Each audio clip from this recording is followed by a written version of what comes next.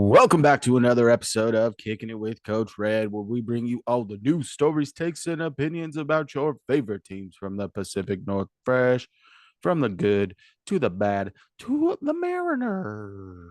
I think as of right now, the 1.5 and back in the wild card Mariners, baby. Twins lost today. That's great. They were 2.5 back going into the day, and they didn't play today, so that would be 2. Oh, well, Math's potato, tough for some potato. people, Yeah, so, but we're not here to talk about the Mariners. No, but sir. I'll ask you a question. Okay, I'll go math. Which number is bigger, 23 or 20? 23. Okay, that's what the Seahawks scored and the Patriots scored 20. So that is a back-to-back club dub between the Seahawks and the Patriots. That's what we're going to be breaking down today. But before we do that, why don't I tell you a little bit about us? If you're looking for a guy that's going to have big play ability and be consistent AF, just like DK Metcalf was on Sunday, if you're looking for that, you're looking for a guy like me, your boy, Coach Red. You can find me on X at The Real Coach Red, on Instagram at The Real _ Coach Red, TikTok at The Real Coach Red. Also, find the show over on YouTube. Search Kicking It with Coach Red. Like, subscribe, hit the bell notifications, then leave a comment or two. And if you're looking for a guy that maybe this is going to be his breakout episode, I don't know, just like it was JSN's breakout game in the NFL on Sunday, just two wide receivers doing big things. We got Coach Red, but we also have Cain. Yeah, I'm Kane. You can find me over on Twitter at Kane2406, TikTok, Kane0624. Also follow the show's socials over on Twitter and Instagram at Coach Red Pod. Follow us. Do it, freaking do it. Woo! All right. But club dub, baby. First in the division. Love that. We talked about this. This game had some spurts of offense. We thought this was either going to go really one of two ways. You were either going to see this a tightly contested defensive game, or the Seahawks were going to kind of lay their foot down. And defense for both sides played well during stretches. There were times where the defenses were a little bit lax. And let's break it down. First quarter, 7-7 after one. And the Seahawks tack on 10 more in the second quarter. New England tacks on 6. So Seahawks go into halftime up 4. No scoring in the third quarter. And then beginning of the fourth quarter, Patriots score a touchdown. Seahawks kick a late field goal to push the game into overtime. Once overtime starts, Patriots start with the ball 3 and out, I believe. And Seahawks get the ball, drive it down, and kick the game-winning field goal with about 4 minutes left in overtime. On 2nd and 1, I believe. Yep, it was 2nd and 1. So kind of mind-boggling to me, but hey, whatever. We'll take the win. You had the ball in good enough position. You felt good about it. You just go out there and end the game. Fair enough. And hey, man, big ups to the Seahawks playing honestly a good defensive game. I said this last week. I was saying it all weekend. Make Jacoby Brissett beat you when he couldn't. No. So it started out in the first quarter. The Patriots get on the board first. Jacoby Brissett connects with former Husky Jalen Polk for a 5-yard touchdown. That was the first of 2 catches for wide receivers in this game for the Patriots. 2 catches by wide receivers. Nope, check that. It was 3 because Polk had 2 and I think Osborne had 1. Yeah, but let's just not forget that Hunter Henry decimated our entire defense for a half. Yeah, for a half. He completely went untouched. Julian Love gets on him and goes lockdown. But you had DK Metcalf in a tougher matchup versus Christian Gonzalez. And in the first quarter, you have a confusion, man versus zone, DK wide open on what looked to be a wheel route or a little post fade, and 56-yard touchdown. Untouched. Nowhere in sight. Nobody free close. Real estate, as one would say. And then one might say that. and he started on him. I was cheering and screaming. My toddler was screaming. It was great. Nice. You get into the second quarter. The Patriots kick a 29-yard field goal. Uh, Zach Charbonnet gets a 1 yard touchdown run. Sly kicks a 28-yard field goal. And then you had Jason Myers with the 44-yard field goal as time expired going into half. Like I said, the third quarter, nothing happened on the scoreboard. Then you get into the fourth quarter, Ramondre Stevenson, a 1 yard touchdown run. Later in this quarter, before the Seahawks scored, Julian Love blocks what would have been the game winning field goal for the Patriots. Seahawks get the ball down. I believe there's about 50 seconds left, and Jason Myers knocks in a 38-yard field goal. And then Seahawks hold the Patriots to a 3-and-out, get the ball back, and take this thing into overtime. And like I said, the Patriots started off with the ball and they could not get a first down. And then the Seahawks marched, man.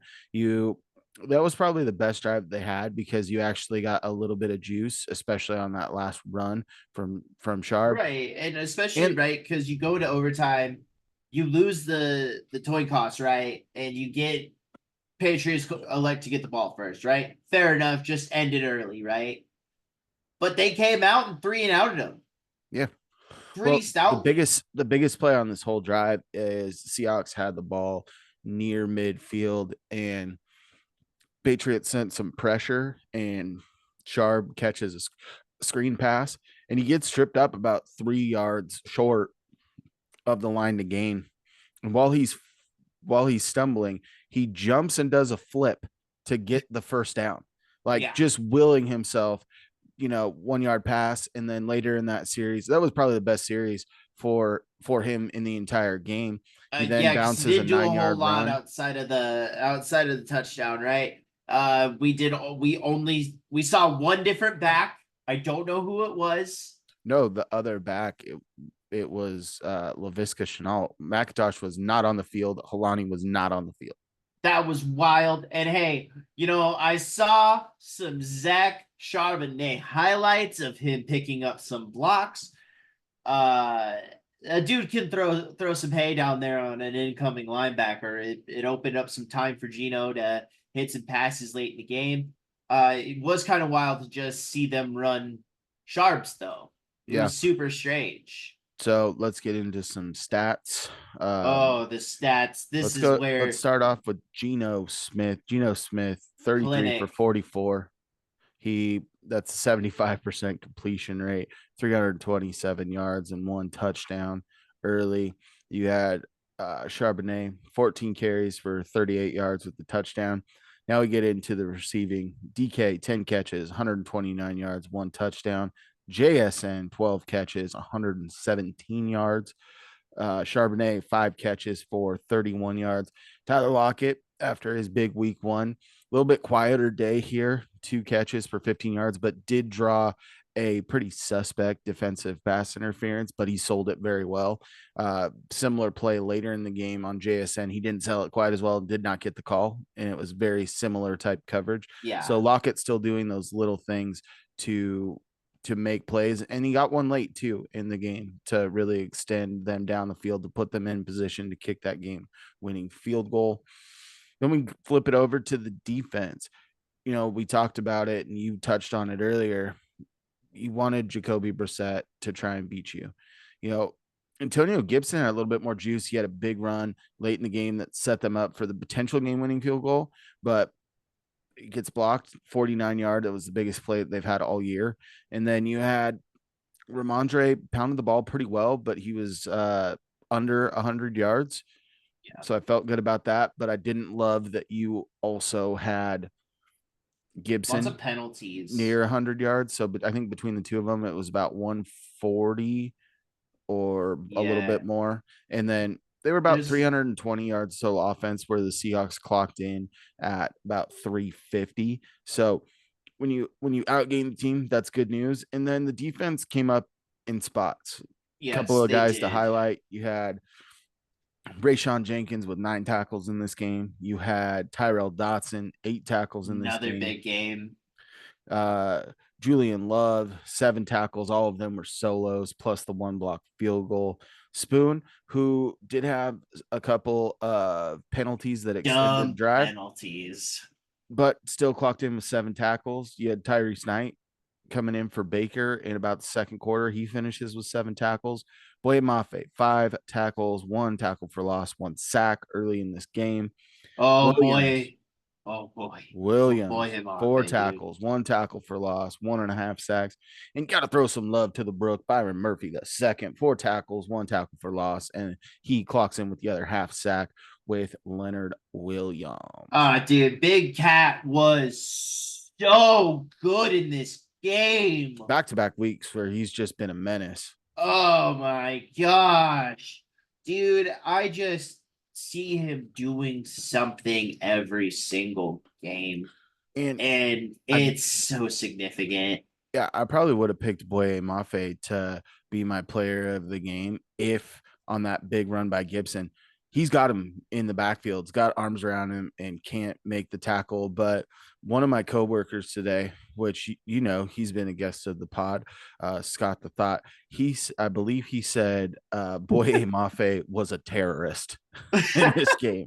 Dude, he's just violent and he's athletic, and you start off the season with back-to-back games with the sack, and I expect him to get after the Dolphins again this week. I expect him to get after Mike White or Skylar Thompson. Mike White's not even on that team. He was last week, I believe, or was it Skylar Thompson that got trotted out there? Skylar Thompson, and they just picked up Tyler Huntley today. But we're not into the breakdown of the Dolphins yet.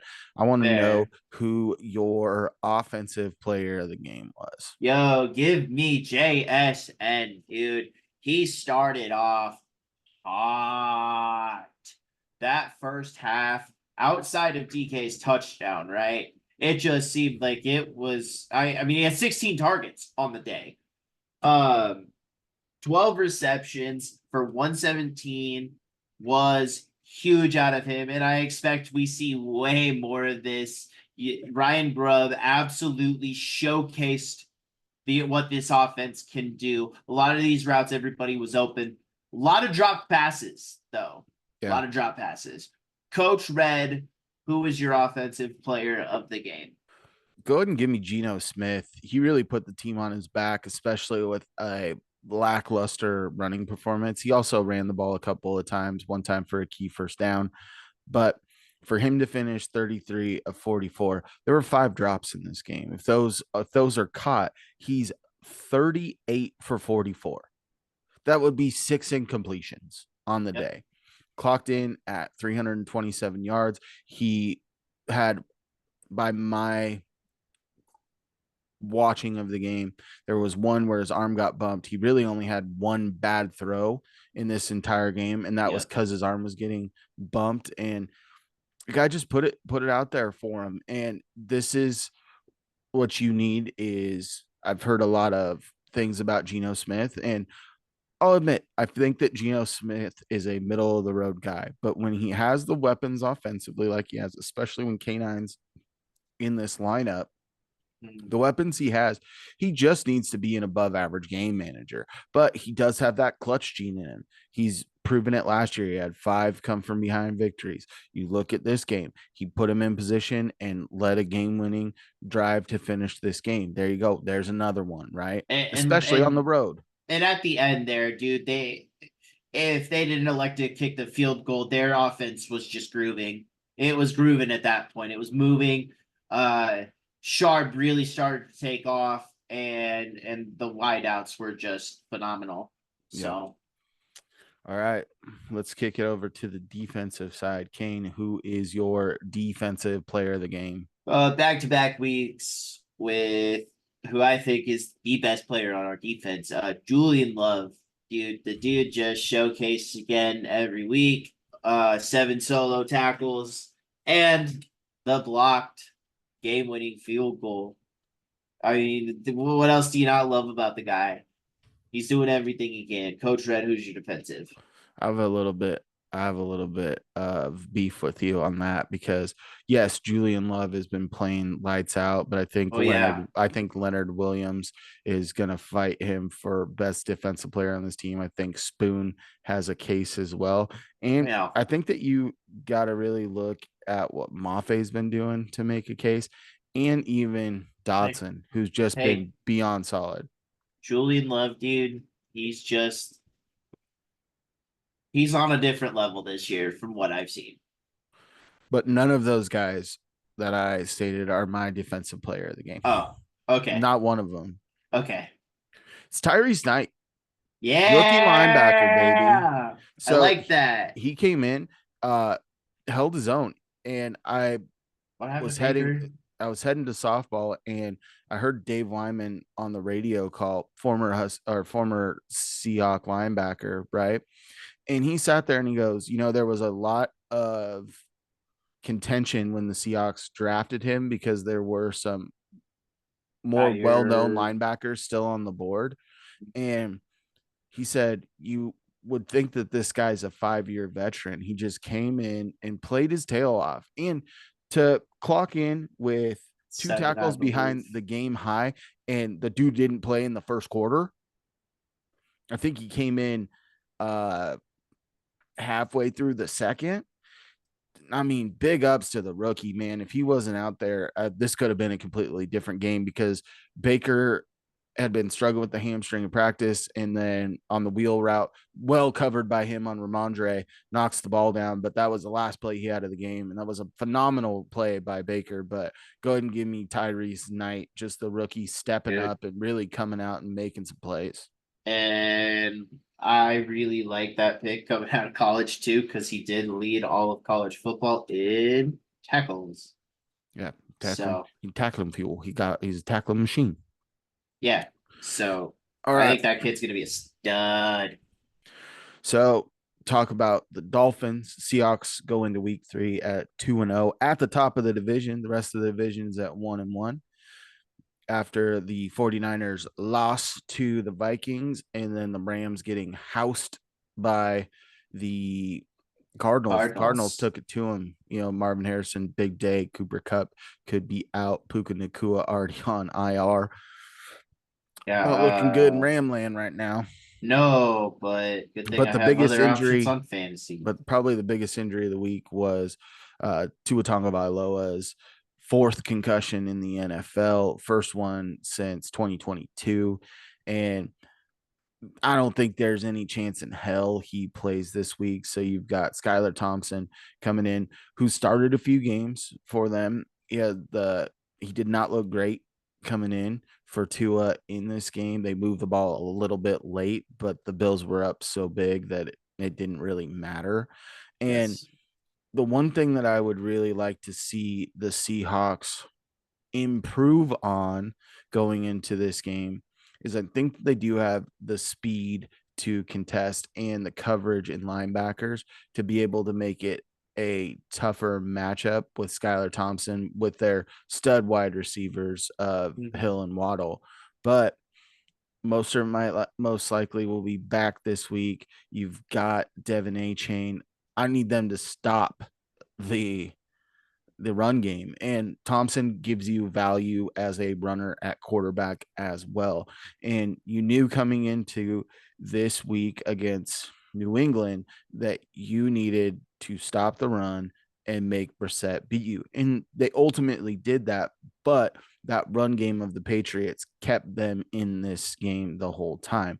You need your run stuffers. You need Draymond Jones. You need Jaron Reed. You need Jonathan Hankins. You need the big cat. You need rookie sensation Byron Murphy the second to really come out Yeah. strong in this game because those guys have speed. Wallop them a little bit. We need to get a lot of quarterback pressures this week. Try to get the ball out early so the DBs can react. I think that especially, being able to keep a contained pocket.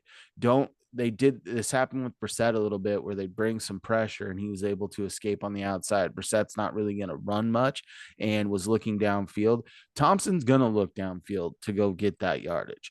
You need to contain him in the pocket, make it messy, make it sloppy in there, make sure he does not know where these Yeah, pressures are coming from. And that's going to put you in a good spot to win the game. and it is gonna be tough. It's still a tough matchup. I feel a little better coming into the week with no Tua at the helm, but this is also a Mike McDaniel offense, and he's also really good at calling plays. But Mike McDaniel comes from the Shanahan tree.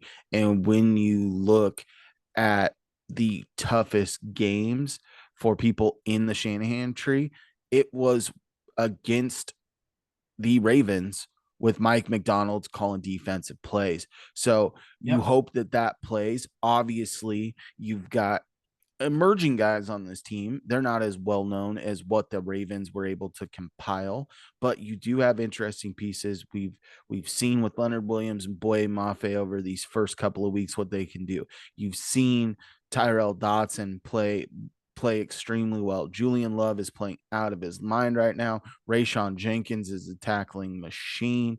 You're Yep. getting good coverage. Like we said, there were 3 receptions by wide receivers. So your outside guys were doing their job in Reek and The spoon. Spoon, and you throw in Trey Jay Brown Brown. as well. So I hope that Jerome Baker, I like what I saw at Tyree Snipe, but I love revenge games, baby. And this could be a Jerome Yes. Baker revenge game. And I would love to see him get a pick six. Yeah, that would be sick. Oh, I and it's also a Connor Williams revenge game. oh, did he play this last week? Yes, he did it at center. Okay, I didn't really pay Oluwatimi was a attention. healthy inactive this week. Ooh, not very good to see. The other thing is their undrafted free agent from this year that made the team. His name escapes me right now in the middle of this because I wasn't thinking about bringing it up. Started, but he had some college time at tackle, so I think that having him being position versatile was a little bit more necessary for this team. But we briefly touched on it. I have no clue why Kenny McIntosh cannot get on the field for the Seahawks. Yeah, I don't know. I don't know. I It, loved what I saw in the preseason. Loved it. he's healthy and he was not on the field, No, I get it. Sharps was throwing some nasty blocks in there. which that's And what you need. And that's, I think, why he was limited on his third down duties. But I saw one other person. It might have been Laviska Chenault once, but I saw a dude with long hair back there, and it wasn't Sharp. So I was I mean, like, it could have been ah, McIntosh. I didn't look at the splits, but I was looking. I'm like, they didn't get a how is he not in carry. the game? They didn't get a carry. No, he So didn't get a touch. Neither did Alani, who they called up. So, what we're looking at for this week, you've got 3 starters right now in Fant, K9, and Baker, who are a little banged up. don't I think think that you're Kenneth getting Walker K9 plays again. back this week. Not sure about Fant. Not sure. Still, Forsyth had an all right game, though. I'll Yeah. give him that. I wasn't He expecting it, but he had the an all right game. offensive line held up for the most part. I believe he only took 2 sacks. Well, and the thing was, is most of that was coming from Keon Brooks, pressure on the interior. One time he just beat Connor Williams off the ball, and then one time he just went through Lake and Tomlinson. So we need that interior to ratchet up a little bit. I think Mike McDonald this week came out and said that he's looking to get Christian Haynes in this game to ratchet up the competition even more with him and Bradford, which I think is key because I think Yeah. Bradford is serviceable, but I think Haynes might give you a little bit more longer term upside. And then you got to look at this team. Fant's going to be back soon. You're looking at hopefully getting Abe Lucas back in week 5.